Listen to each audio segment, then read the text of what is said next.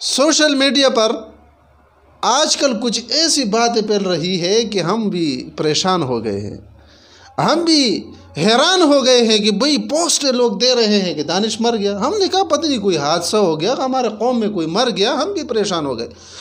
جب ہمیں تحقیق اس بات کا ہوا کہ بھئی وہ تو ایک ڈرامہ تھا اور ڈرامے کے اینڈ میں کوئی مرا ہے، تو یقین مانے دل دکھ گیا، اور ایسے دکھا کہ ایسی قوم کی جب اس کے پڑوس میں مسلمانوں کو مارا جا رہا ہے، اس کے پڑوس میں 150 سے زیادہ دن ہو کر ان کو نہ وقت پر کھانا مل رہا ہے، نہ خوراک مل رہا ہے، نہ ان کا علاج ان کو مہیا ہو رہا ہے، اور نہ ان کو تعلیم مل رہی ہے، اس وقت یہ قوم کیوں نہیں رو رہی؟ جب ایک ڈرامے کی بات آتی ہے تو پوری قوم رو رہی ہے، اور جب فلسطین میں اور شام میں چھوٹے چھوٹے معصوم بچوں کو مارا جا رہا ہے، ان پر بمباری ہو رہی ہے، اس وقت ہم کیوں نہیں رو رہے؟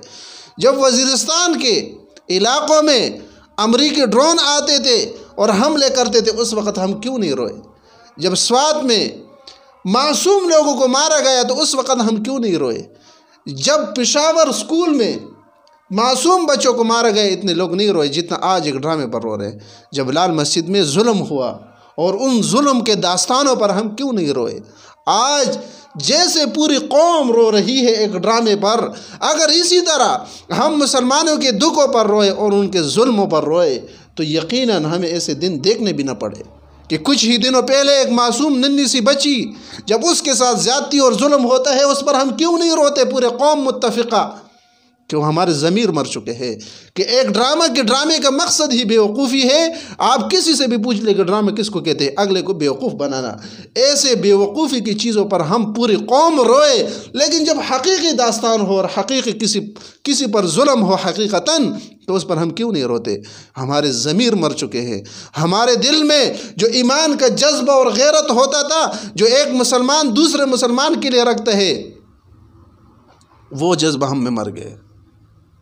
پیغمبر علیہ السلام نے تو مسلمان اور مسلمان کا رشتہ ایک جسم کا بتایا ہے کہ جب سر پہ درد ہوتے ہے تو پورا جسم تڑپتا ہے، جب پیر پہ درد ہوتا ہے تو پورا جسم تڑپتا ہے، جب آنکھ پہ درد ہوتا ہے تو پورا جسم تڑپتا ہے۔ آج کیوں ہم نہیں تڑپ رہے ہیں اپنے مسلمان پر جب ظلم ہو رہا ہے؟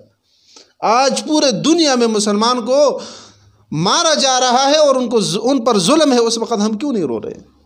ایسی قوم جو ڈراموں پر روئے اور حقیقت پر نہ روئے تو ان سے کیا ہم امید رکھیں گے، اور کیا ہم اپنے آنے والے نسلوں کو سبق دیں گے، اور کیا مؤرخین بعد میں ہم پر لکھیں گے کہ ایسی قوم گزری ہے کہ جو ڈراموں پر رو رہی تھی اور حقیقت پر نہیں رو رہی؟